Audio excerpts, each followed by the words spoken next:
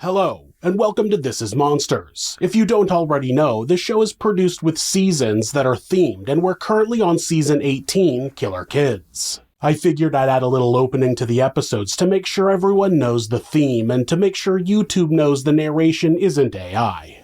If you enjoy the channel, not necessarily the crimes, you can hit like on the video and subscribe for weekly stories. You can also check out my other channel, Somewhere Sinister, which is not entirely true crime, but true crime adjacent. A link is in the description. Thanks so much. Damilola Taylor's family had immigrated to England to try to have a better life for him and his siblings. Wanting the best for your children is common for most parents. Little could they have known that the move would only bring pain and suffering. This is Monsters.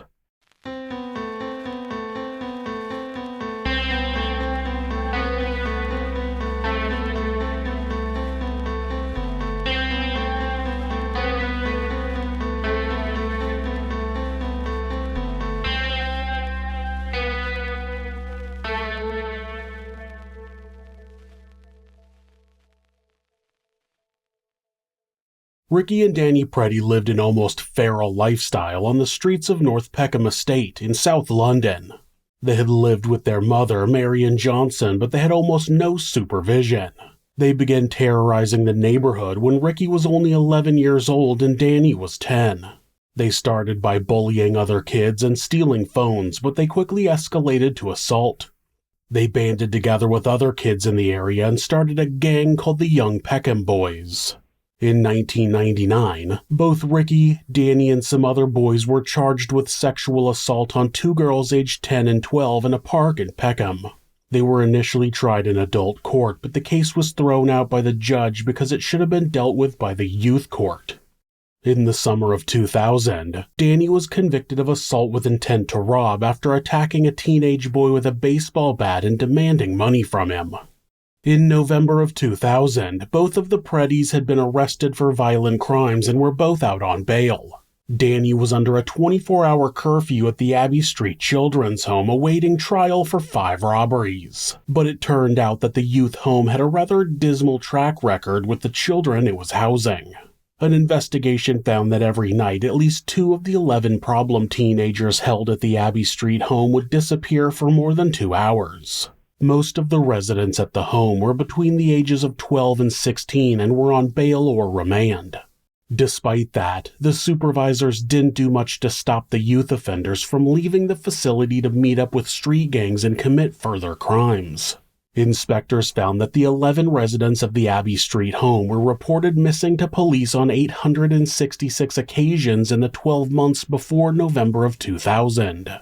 Inside the home, violent bullying was rife, yet according to the inspection reports, the council ignored calls from social workers for the worst offenders to be removed and dismissed a suggestion by inspectors that a troubleshooter should take over running the home.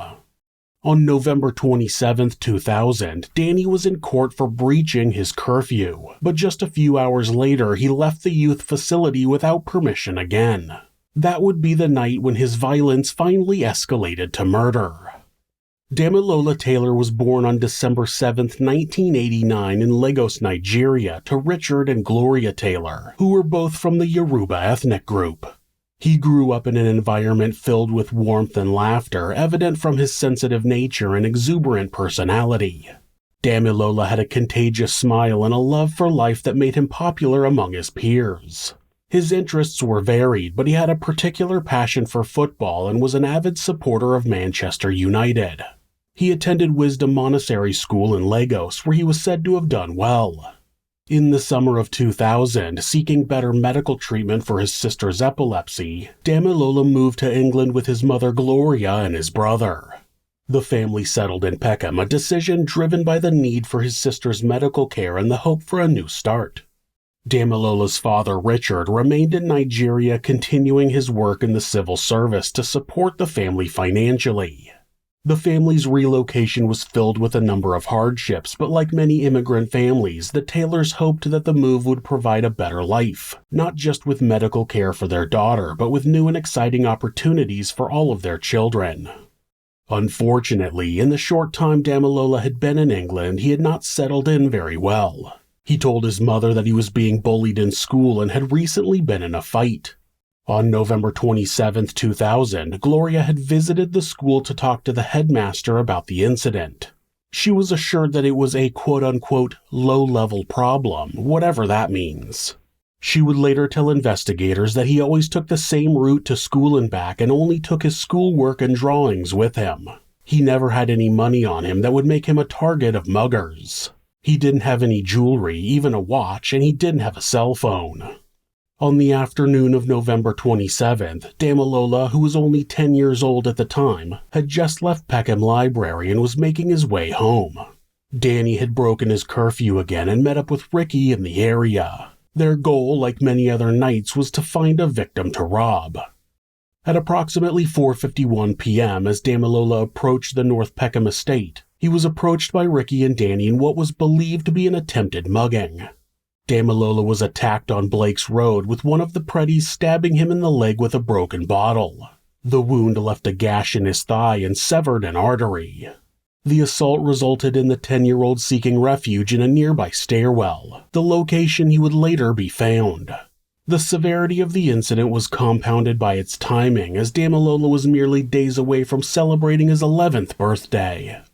Damilola Taylor was found bleeding profusely in the stairwell of a block of flats. Despite the swift response from emergency services, he was pronounced dead after being rushed to King's College Hospital. The initial shock of the incident spurred a massive police operation named Operation Seal, which involved over 120 officers and led to the arrest and charging of 4 suspects.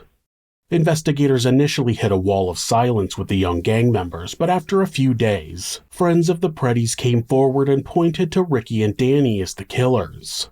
5 days after the murder, detectives arrested the brothers, but when they followed up on Danny's alibi, they found that he had been listed as being at the Abbey Street home all day on the 27th. Of course, they would later find out that the home was not keeping an accurate record of the children they were supposed to be watching over. At the time, though, with a seemingly solid alibi, they dropped the brothers from the inquiry. They had also gotten some new information that pointed to another group of boys as the perpetrators. A 13-year-old girl identified as Bromley claimed that she had heard that 4 other members of their gang were the actual killers. When investigators pushed her for more details, even promising her a £50,000 reward for more concrete information, she changed her story and claimed to have witnessed the murder from behind a parked car. Those 4 boys were put on trial in 2002, and of course, Bromley was the prosecutor's star witness. Why wouldn't she be? She had witnessed the murder. It was a slam-dunk case. Alright, you surely know that she was lying. She didn't witness anything. The defense exposed her as a greedy attention seeker who had sung in her police interview, quote, "Just give me £50,000. Gimme, gimme, gimme, gimme, gimme." It was also revealed that she had racked up a £4,000 bill while being put up at a hotel by the investigation team. On February 27, 2002, the Crown Prosecution Service withdrew charges against one defendant, and the other was discharged by the trial judge due to insufficient evidence. The trial concluded on April 25th with the jury acquitting the 2 remaining boys after the defense showed their cell phones had pinged 2 miles or 3.2 kilometers away from the crime scene at the time of the murder. The community's reaction was one of horror and disbelief. The authorities faced intense scrutiny over the handling of the case, especially considering the criticisms of previous high-profile investigations. Following the initial acquittals, a review of the evidence was ordered, employing new forensic techniques spearheaded by Professor Angela Gallup. That re-examination revealed critical blood and textile fibers on clothing belonging to Danny and Ricky Preddie, linking them directly to the crime scene. Damilola's blood was found on the heel of one of Danny's shoes and on the cuff of Ricky's sweatshirt. On top of that, 2 new witnesses came forward saying that the brothers had confessed to the killing. The witnesses repeated that they said they were just intending to rob the 10-year-old of his silver puffer jacket and never intended to kill him. Those findings led to the rearrest and charging of the Predy brothers in 2005. The defense argued that Damilola had accidentally fallen onto a broken bottle, but the jury could see that that was absolutely not the case. In August of 2006, after a retrial, Danny and Ricky Preddie were found guilty of manslaughter. When the jury read the guilty verdict, Ricky stood up and shouted, quote, "What? You must be crazy. I'm innocent. You know I'm innocent. These people are corrupt. You're crazy. You don't know what they're talking about." When the judge instructed him to sit down, he shouted, quote, "Shut up." As security guards attempted to restrain him and his younger brother, he shouted, quote, "You must be crazy. Fuck police. You're going to pay, all of you." The judge then ordered that he be taken down to the holding cells.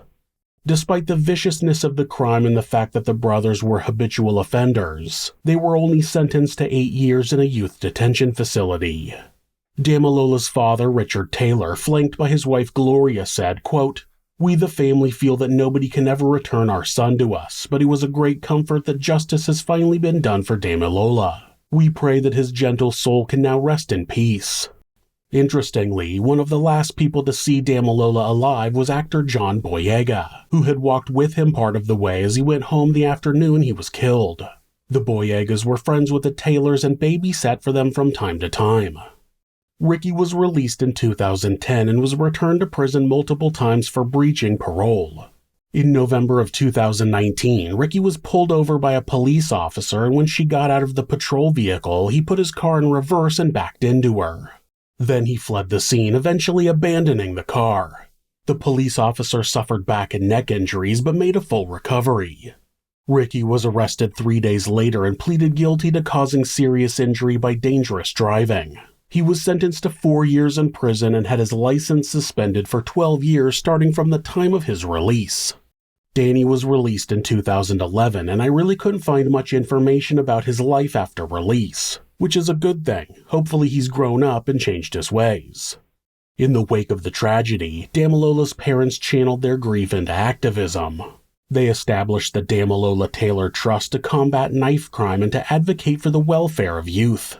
Richard Taylor's efforts were recognized nationally when he was appointed as an anti-knife crime envoy and later awarded an Officer of the Order of the British Empire for his services to youth charities.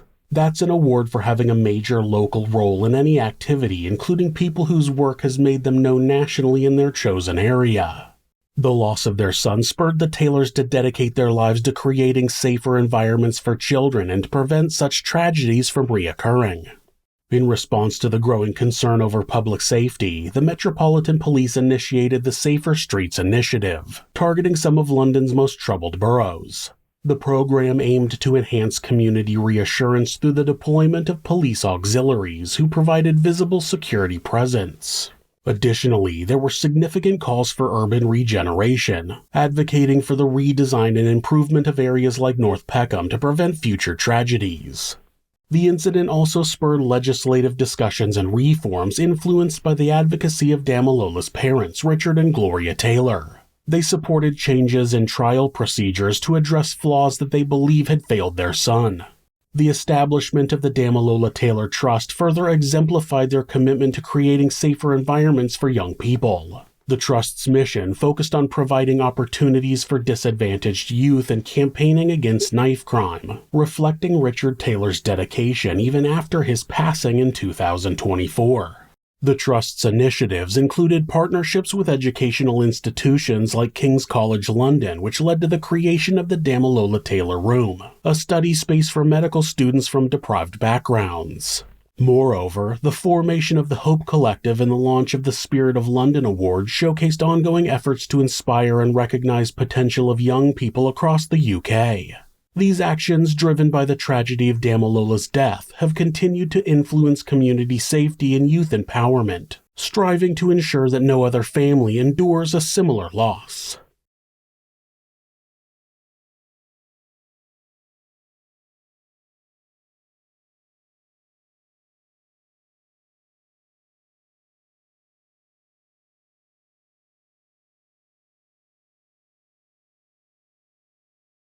If you're a fan of true crime, hit subscribe and turn on notifications so you don't miss an episode. You can also hit like or leave us a comment. You can check out our other show, Somewhere Sinister, on YouTube or anywhere that you listen to podcasts. If you'd like to support the show, check out our merchandise at thisismonsters.com. The link is in the description. Thanks again, and be safe.